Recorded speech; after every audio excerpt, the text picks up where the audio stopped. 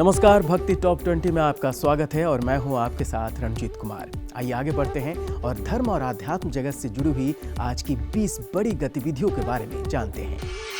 जयपुर में बढ़ते कोरोना संक्रमण के मद्देनजर गोविंद देव जी मंदिर की झांकियों के समय में बदलाव किया गया है। ये बदलाव शाम की तीनों झांकियों के समय में किया गया है।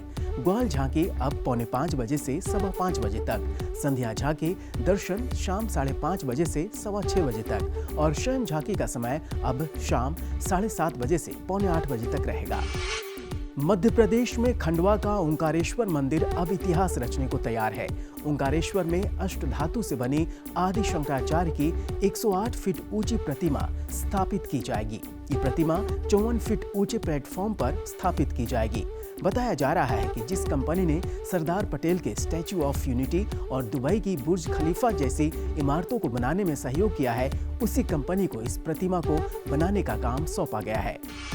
ओरछा में बढ़ते कोरोना संक्रमण को देखते हुए विश्व प्रसिद्ध राम राजा मंदिर के दरबार में एक पहर में 500 भक्तों को ही प्रवेश मिल सकेगा। इस तरह दोनों पहर में 1000 श्रद्धालु ही प्रवेश कर सकेंगे। इसके लिए भी भक्तों को एक दिन पहले ही ऑनलाइन रजिस्ट्रेशन करवाना होगा और मंदिर के अंदर उन्हीं श्रद्धालुओं को प्रवेश दिया जाएगा जिन्होंने कोरोना वैक्सीन के दोनों डोज लगवा लिए हैं। मेहदीपुर बालाजी मंदिर में कोरोना संक्रमण को देखते हुए मंदिर में फूलमाला, प्रसाद सहित अन्य पूजन सामग्री को अंदर ले जाने पर पूर्णतया रोक लगा दी गई है। केदारनाथ धाम में हो रही बर्फबारी और बारिश से संचार एवं बिजली सेवाएं ठप हो गई हैं। बर्फबारी के कारण केदारनाथ में चल रहा निर्माण कार्य भी रोक दिया गया है।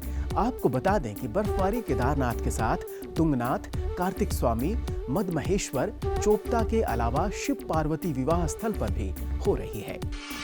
पौड़ी गढ़वाल में घंटाकर्ण देवता की पूर्ण कुंभीय जात की शुरुआत हो गई है। श्रद्धालुओं ने घंटाकर्ण देवता मंदिर में पूजा अर्चना की। 18 जनवरी तक चलने वाली जात में प्रत्येक दिन सांस्कृतिक कार्यक्रमों का भी आयोजन होना है।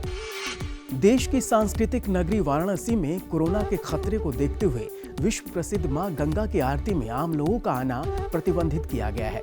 अब 7 की जगह सिर्फ एक ब्राह्मण द्वारा होगी सांकेतिक आरती। वहीं बाबा विश्वनाथ धाम में भी शिवलिंग के स्पर्श पर भी रोक लगा दी गई है। अब मंदिर के पुजारी भी मंदिर प्रबंधन की पढ़ाई करेंगे। ऐसा मंदिरों को पूरी तरह से आत्मनिर्भर बनाने के उद्देश्य से किया जा रहा है। इसके लिए अखिल भारतीय संत समिति श्री काशी विद्वत परिषद पुजारी प्रशिक्षण केंद्र चलाएगा। सिरमौर स्थित महामाया बाला सुंदरी मंदिर त्रिलोकपुर में आने वाले श्रद्धालुओं को जल्द ही पीने के पानी और शौचालय की बेहतर सुविधा उपलब्ध कराई जाएगी। 14 जनवरी को मकर संक्रांति के दिन मंदिर भवन के ऊपर झंडा स्थापित किया जाएगा। इसके अलावा नवनिर्मित यात्री निवास भवन 2 में लिफ्ट लगाने का काम चल रहा है, जिसका लोकार्पण भी जल्द किया जाएगा। आज बैकुंठ एकादशी है और इस पौष महीने की दूसरी एकादशी को वृंदावन के रंगनाथ मंदिर में बैकुंठ उत्सव मनाया जाता है। ये परंपरा करीब 185 वर्ष से चली आ रही है। इस बार परंपरा का निर्वहन तो होगा, लेकिन श्रद्धालु शामिल नहीं हो पाएंगे। कोरोना को देखते हुए इस बार उत्सव को बहुत सीमित कर दिया गया है। मां वैष्णो देवी दर्शन करने जा रहे श्रद्धालुओं के लिए खुशखबरी है। उम्मीद की जा रही है कि मकर संक्रांति के पावन पर्व पर प्राचीन गुफा के खुलने के आसार हैं। आपको बता दें कि कोरोना के कारण ये 2 साल से बंद है। देवघर जिले में स्थित बाबा बैद्यनाथ मंदिर में मकर संक्रांति पर आने वाले संभावित भीड़ के मद्देनजर गाइडलाइंस जारी कर दी गई है।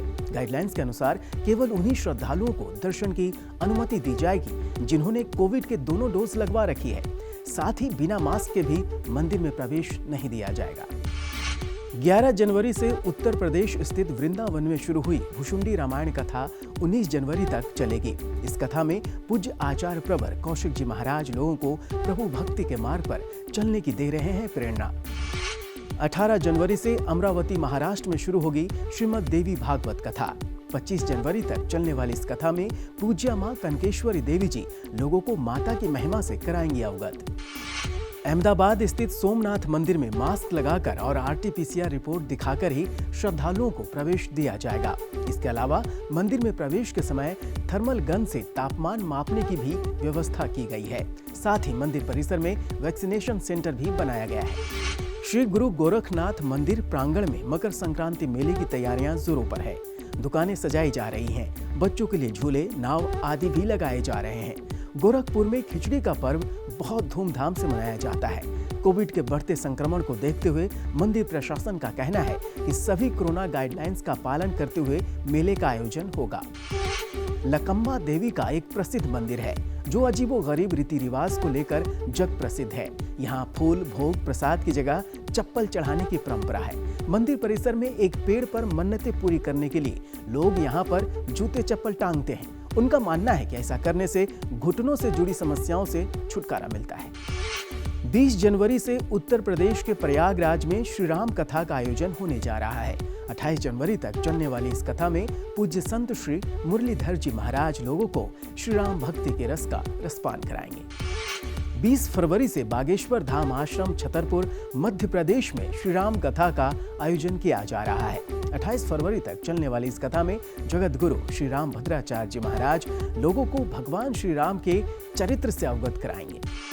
कोरोना के बढ़ते संक्रमण को देखते हुए ज्योतिर्लिंग महाकाल मंदिर में दर्शन व्यवस्था में बदलाव किया गया है। अब भक्तों को अग्रिम बुकिंग के आधार पर ही भगवान महाकाल के दर्शन होंगे।